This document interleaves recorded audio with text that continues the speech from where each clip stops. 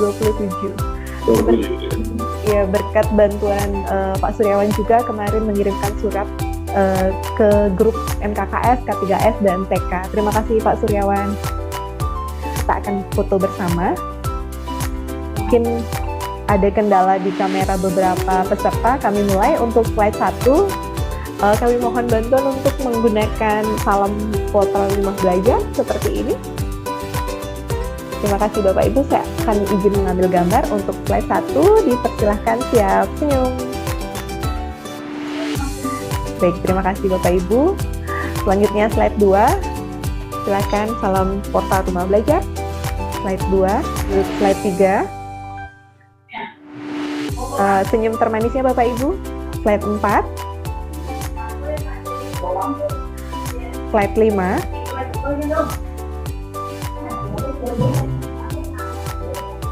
Slide 6. Slide 7.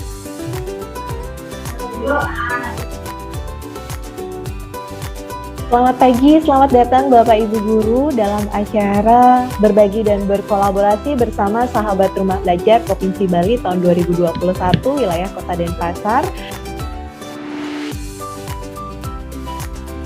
Baik, terima kasih Bu Tami. Sebelumnya, Om Swastiastu. Selamat pagi Bapak Ibu Guru hebat Kota Denpasar. Seperti tadi disampaikan oleh Bu Tami, saya Komang Adi merupakan Duta Belajar Provinsi Bali tahun 2017. Nah, tentunya banyak sekali pengalaman ya Bu Tami ketika menjadi Duta Rumah Belajar. Yang paling terpenting itu adalah ketika kita diberikan tanggung jawab sebagai Duta Rumah Belajar, itu kita harus berbagi dan berkolaborasi. Itu yang paling penting ketika kita sudah menjadi Duta Rumah Belajar. Jadi kami para Duta Rumah Belajar itu tidak segan-segan untuk berbagi apapun itu ilmu-ilmu yang baru yang kami dapatkan, itu pasti akan kami bagikan kepada seluruh rekan-rekan guru hebat seperti itu, baik itu dari Sabang sampai Merauke. Kemudian tentunya berkolaborasi seperti inilah yang selalu kita lakukan, karena apapun yang kita lakukan demi kemajuan pendidikan Indonesia itu tidak bisa berjalan sendiri. Ya, jadi kita harus berkolaborasi untuk mewujudkan pendidikan yang lebih baik, khususnya di Kota Denpasar. Kenalkan Ibu Bapak, jadi menjadi Duta Rumah Belajar itu banyak kesempatan yang kita bisa raih. Ini teman-teman yang jadi Duta Rumah Belajar itu prestasi yang kemarin itu bisa menjadi fasilitator, guru penggerak, ya, pendamping guru penggerak. Kemudian kita ini Pak Komang Adi ini ditunjuk menjadi guru sekolah Indonesia luar negeri. Bayangkan, ya, banyak hal yang kita bisa dapatkan. Nah, terutama teman-teman di Duta Rumah Belajar bisa mendapatkan akses untuk mengikuti pelatihan-pelatihan seperti Google Master Trainer atau lain sebagainya. Jadi Ibu Bapak tidak ada kata istilah percuma saja mengikuti kegiatan Sahabat Rumah Belajar, tidak. Banyak hal yang kita bisa dapatkan Ibu Bapak di sini.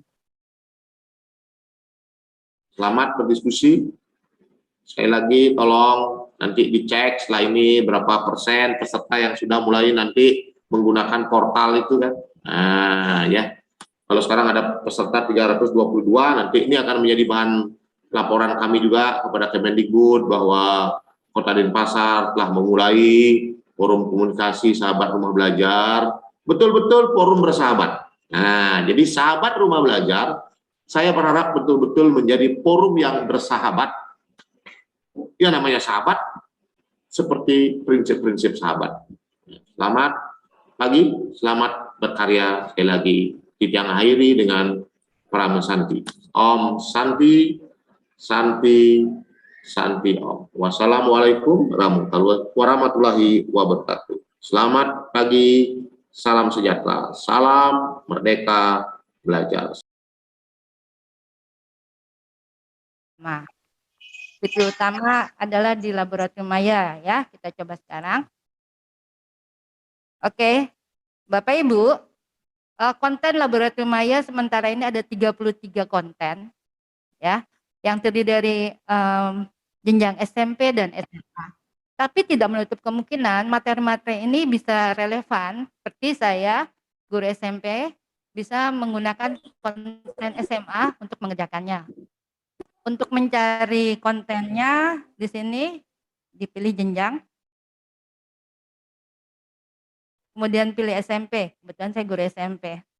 Oke, ya. Konten SMP terdapat 11 konten. 7 diantaranya IPA dan 4 diantaranya matematika. Sebentar. Ya, ini SMP. Ya. Tapi saya bilang tadi konten ini tidak hanya bisa digunakan di SMP saja, bisa juga di SD. Yuk, kita coba dengan proses fotosintesis. Di sini, mungkin rekan-rekan saya di SD proses fotosintesis sudah diberikan, ya? Ya, ya, terlihat. Ya, terima kasih. Fotosintesis itu dipengaruhi oleh air, karbon dioksida, sinar matahari, dan suhu. Nah, pada saat praktik, Bapak Ibu bisa mencek pada suhu berapa sih fotosintesis ini bisa terjadi. Kita bisa menggesernya di sini. Ternyata pada suhu 3 derajat tidak terjadi fotosintesis karena tidak bergerak. Kemudian kita geser. Wah, pada suhu 10 derajat terjadi fotosintesis. Ya, dari sinar mataharinya masuk ke daun. Ya, terjadi prosesnya, bisa dilihat prosesnya. Kemudian sampai suhu berapa dia bisa? 32 masih terjadi, kemudian 37 dan 38 tidak terjadi fotosintesisnya. Selain itu, Bapak Ibu bisa melihat teorinya di sini. Nah, teori fotosintesisnya bisa dilihat di sini Bapak Ibu. Bisa dijelaskan juga kepada siswanya biar lebih jelas lagi. Oke. Dan itu juga bisa melihat faktor-faktornya. Nah, bagian-bagian pada tumbuhannya misalnya pada daun. Di sini ada xilem dan ada phloem, ya. Ini penjelasannya bisa dibaca di sini sebentar. Ya. Di sini penjelasannya bagian-bagian daun. Di sini ada kloroplas. Ya, epidermis, dan mungkin untuk SD masih terlalu dalam ya materi ini. Ini materi SMP. Tapi yang saya inginkan adalah materi ini masih relevan untuk SD untuk menerangkan tentang proses fotosintesisnya. Ya, demikian untuk fotosintesis ya. Untuk IPA tadi saya bilang ada 7, ada fotosintesis, ada jaringan otot. Kemudian salah satunya saya suka sekali nih, Archimedes. Ya. Dari Archimedes ini juga bisa dilihat misalnya ada benda. Oke, proses Archimedes ini kalau nggak salah adalah menerangkan bagaimana. Ya, seperti itu Bapak Ibu, menarik ya. Kemudian untuk matematika, ini mungkin ada rekan-rekan saya di sini yang mengajar matematika. Iya, saya ingin mengajak rekan-rekan menggunakan persamaan kuadrat. Ya, mungkin yang mengajar kelas 9, materi persamaan kuadrat diberikan ya. Iya, di sini bisa dilihat bila A-nya kita ganti negatif, maka grafik akan terbuka ke bawah ya. Bentar. Ya. Kemudian ini bila B-nya kita geser atau C-nya kita geser, ya, tetap sumber simetrinya tidak berubah. Kemudian ada dijelaskan juga bagaimana menentukan diskriminannya. Kemudian dilihat juga titik potongnya. Dan ada latihan soal. Nah, ini juga menambah pengalaman dan wawasan bagi siswa kita ya untuk melakukannya. Ya, seperti ini. Oke. Kemudian saya sebagai guru SMP yang materinya terakhir adalah tentang transformasi, karena di materi SMP tidak ada, saya bisa mencarinya di SMA. Iya, di sini di materi SMA. Ya, di sini ada tentang transformasi. Ya. Yang ingin saya sampaikan kepada siswa saya adalah bagaimana melihat proses transformasi itu terjadi. Ya, di sini Bapak Ibu bisa mengatur titiknya. Jadi ngatur titiknya di sini. Bentuknya, misalnya segitiga. Kemudian proses transformasinya bisa dilihat apakah mau ditranslasikan atau direfleksikan atau dirotasikan atau dilatasi. Saya coba dengan refleksi terhadap sumbu X. Ya. Yang terpenting bagi saya melihat bagaimana transformasi itu terjadi. Ya, seperti itu.